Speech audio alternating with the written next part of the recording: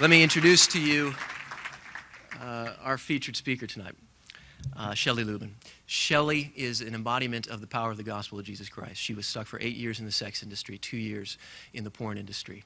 She has been saved, redeemed, empowered to change lives across the world. She's now been married to her husband, Garrett, and they founded the Pink Cross Foundation in 2007. They're single-handedly saving women from the sex industry and taking on the porn industry in ways that only God can do. And this woman defines courage for me when you know what she's gone through. Let's welcome Shelley Lubben.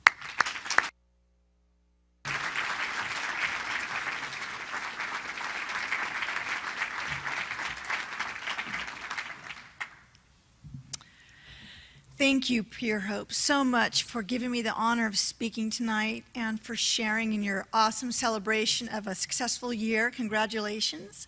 And I also want to thank you for your tireless efforts to offer hope to the sexual broken. Our nation is in desperate need for healing and repentance from sexual sin. With 40 million Americans being regular visitors to internet porn sites and the United States being responsible for 420 million pages of porn, America is in an advanced state of cultural depravity. Our children are being spoon-fed pornography. Many of our young men are in slavery to pornography. Middle-class American girls are signing up to become porn stars, and wives are brokenhearted over their husbands who prefer to have sex with a computer image rather than them. As Christian parents, we have allowed the sexualized culture to slip into the cracks of our homes through television, the internet, magazines, and even our clothing. We know we care about our children, but truthfully, we don't care enough. Oftentimes, we look the other way while the world wins the hearts of our children. This is what happened to me. I grew up in the typical American Christian family that watched and worshiped television shows about homosexuality, sex, adultery, even swinging and divorce. My mother always said the TV was the best babysitter.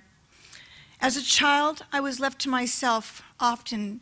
One day, I was at a house with my classmate, and there was no parental supervision, and I was sexually abused by a teenage boy and his sister. I had my first homosexual and heterosexual experience at 9 years old. I was devastated, to say the least, and very shamed, and at that moment, I believed the lie that I was a dirty little girl. Seeking attention from boys led me to have sex at age 15. I was looking for love, acting out, trying to get attention because my own father was unavailable for me. All I ever really wanted was my father to hold me and tell me that he loved me. I began drinking alcohol and going to clubs at 16, smoking pot. I was allowed to do all these things. My parents knew I was involved in sex and alcohol and drugs, but they preferred to ignore the problem while I continued to self-destruct. By the time I was 17, I lost my driver's license for being a reckless driver, and I was flunking out of high school. But nobody cared that I was falling apart. My parents cared more about what other people thought about our family, so we hid the problem. And after I barely graduated high school at age 18, my dad had enough of my rebellion, and he kicked me out on the street, where I ended up on a curb in the San Fernando Valley, the porn capital of the world. I had no idea. I was only 18 years old, and I was sitting on a curb crying my eyes out when a nice man walked over to me, and he felt sorry for me, and he wrapped his arms around me while I wept on his chest, and I thought Jesus had come to save me. See, I knew Jesus when I was a little girl. I learned about him in Sunday school. But after a few years, my parents stopped attending church, and so we got away from the Lord and our family. But this man was wrapping his arms around me, and it was the first time an older man had done something like that. Not long after, he began to proposition me and say very smoothly, "Honey, you know, you're so pretty, and there's a nice man across the street who'd like to make love to you for $35. I was like, I'm not a prostitute. But after I thought about it, I thought about how my parents were sleeping in their warm beds while I was out on the street, hungry and homeless. And all of a sudden, a voice came to me and said, "Your parents don't care. God doesn't care." And I thought, yeah, why should I care? and I sold myself for $35 into a life of prostitution. At first, the pimp was real nice, but after a while, he started being forceful and abusive and trying to tell me and force me to do bizarre sex acts. And I literally had to break out of his apartment just to get away from him. And I ended up on another curb in the San Fernando Valley. And I was desperate. I was hungry. And I literally would walk into places like mechanic shops and wherever men were working, and I would just ask them if, they wanted to have a sexual favor for $50. I mean, I was pathetic. And after a while, a madam saw me on the street, and she actually picked me up and took me to her home where there were other young girls living, and she actually taught me the glamorous side of prostitution. She taught me about personal hygiene, which my mother never taught me about. She taught me how to lie and manipulate men out of every last dollar. And I remember being 18 years old and thinking how pathetic they were, that they needed an 18-year-old girl to act like she really cared about them. And I learned to start hating men at that moment. And the first 14 months that I was a prostitute, I learned the hard way, and I got pregnant twice. The first time I lost my baby as a miscarriage. The second time the baby kept growing inside of me, and I didn't know what I was going to do.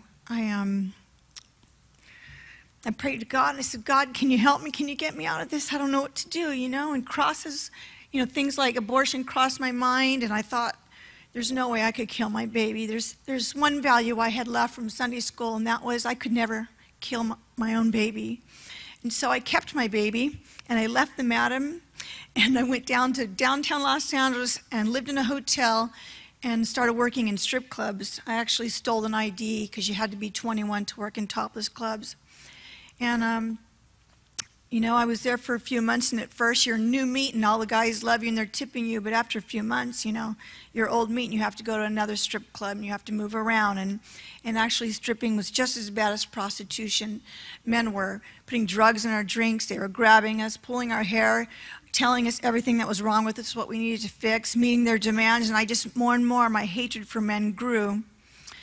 And after about 6 years of doing prostitution and stripping back and forth, I became burned out. By then I was a major alcoholic and drug user and a horrible mother to my daughter. I would give my 3-year-old daughter a beeper and tell her to wait at the park until I was done doing tricks, and then I would beep her to come home. And my family saw me live this way.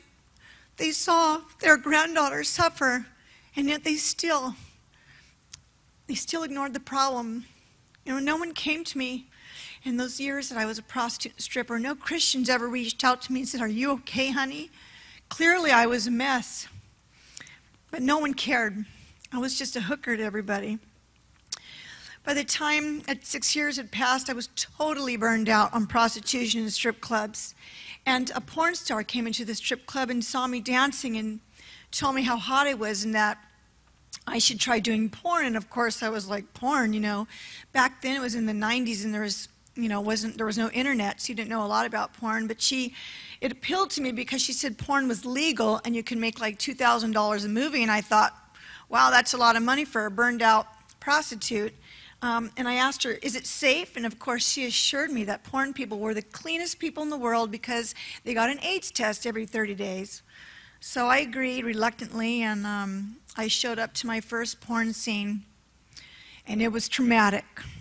I knew when I walked in, I was walking to something really horrible.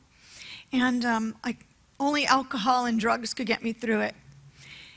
And when the scene began, something dark came over me, and a voice said to me, "Shelley, I'll make you famous and everyone will love you." And suddenly I was empowered supernaturally to just be this wild animal in front of the camera, just out to prove to the world that I was the best. And all the rage I had toward my parents and toward men who'd abused me fueled me to perform in front of the camera. And of course, a pornographer is there is telling you, "Wow, I've never seen a girl like you. Oh my gosh, you're going to be the next hottest, biggest porn star. You're going to be big." It was like the male approval I was seeking, and it was like the pornographer became the father I always wanted.